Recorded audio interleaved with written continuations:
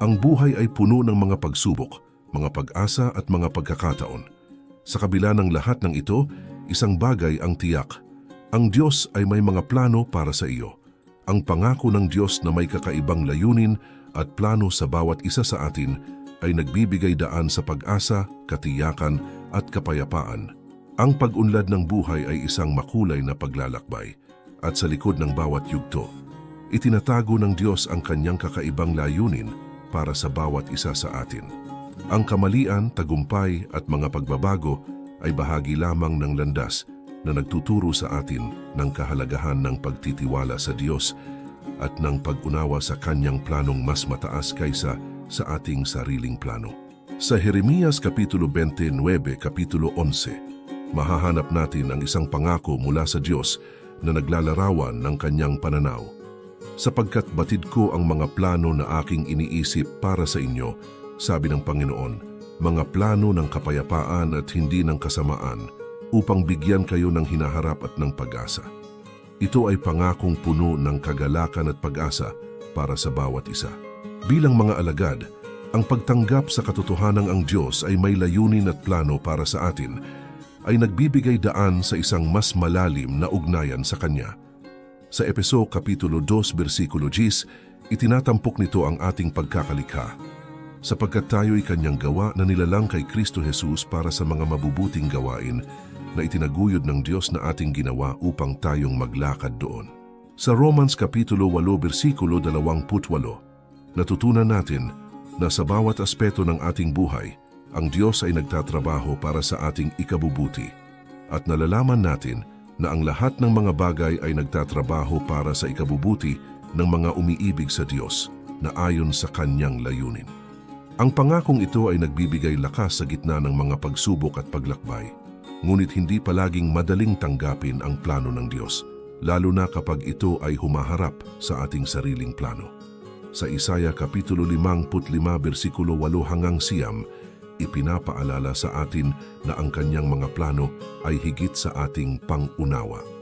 Sapagkat ang aking mga kaisipan ay hindi ang inyong mga kaisipan, ni ang inyong mga lakad man ay hindi ang aking mga lakad.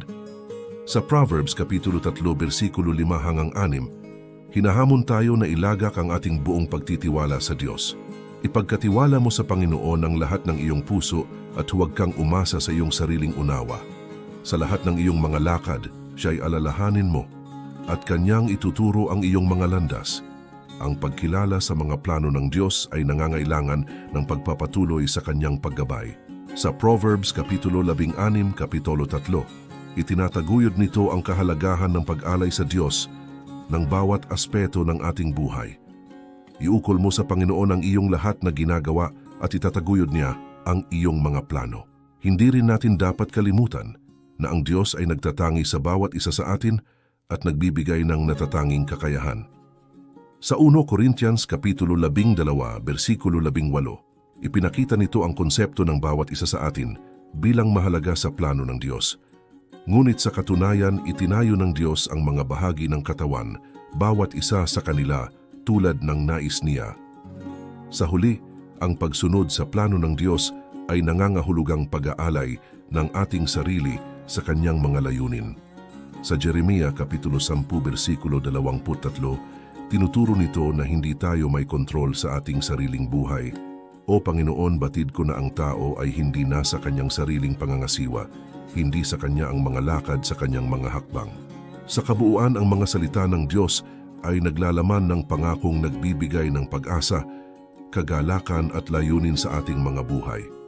Ang pagsunod sa kanyang plano ay nagdadala ng buhay na may layunin, tagumpay at kasiyahan.